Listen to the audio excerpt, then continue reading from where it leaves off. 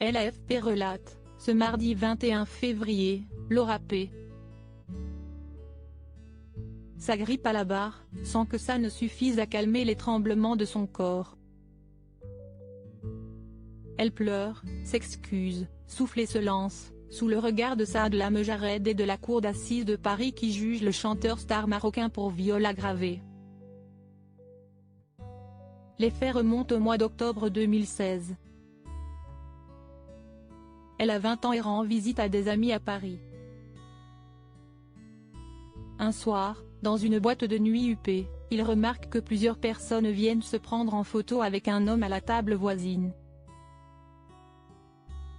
Siesti Saad Lamejred, popstar ultra connu dans le monde arabe. Les deux tables se rapprochent et Laura P. se met à discuter avec le chanteur dont elle n'avait jamais entendu parler. Avec des amis on avait prévu un voyage au Maroc. Il m'a dit qu'il pourrait me faire visiter. J'ai trouvé ça super gentil, je lui ai dit que je lui montrerais des lieux à Paris, raconte Laura P. En costume gris, longs cheveux châtains lâchés sur les épaules. Saad Lamejred a un concert prévu dans quelques jours, il l'y invite, elle dit qu'elle essaiera de venir. Quand la boîte de nuit ferme, à 4 heures du matin, il est question de continuer la soirée ailleurs. Je me suis dit pourquoi pas, je m'amuse bien, je m'entends bien avec cette personne.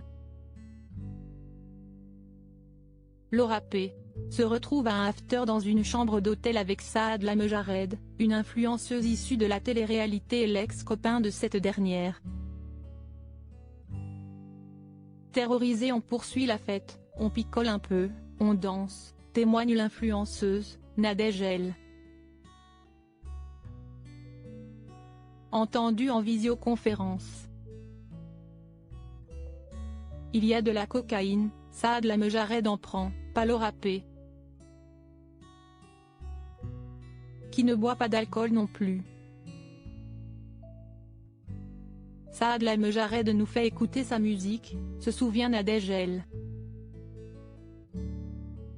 Lui et Laura P. échangent des petits regards un peu mignons. Vers 6 heures du matin, la soirée déménage à l'hôtel du chanteur.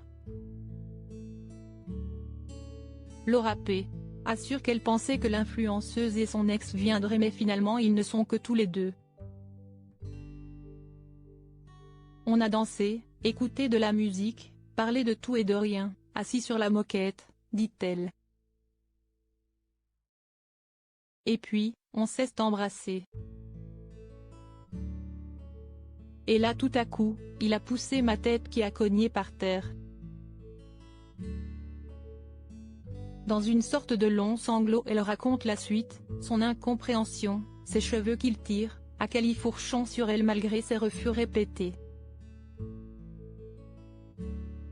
Il lui ordonne de retirer son t-shirt, elle s'exécute, terrorisée, relate-t-elle en pleurs.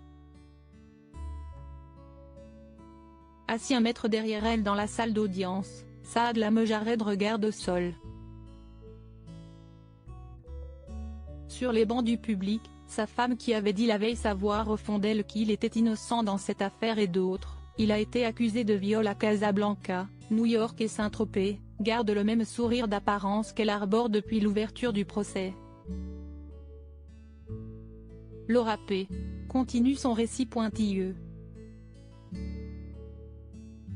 Son corps qui lèche, un premier coup de poing, puis 2 pénétrations digitales, vaginale et anale, et une brève pénétration pénienne. Avant qu'elle ne parvienne à le repousser. Je l'ai mordu dans le bas du dos, j'ai repris un coup de poing.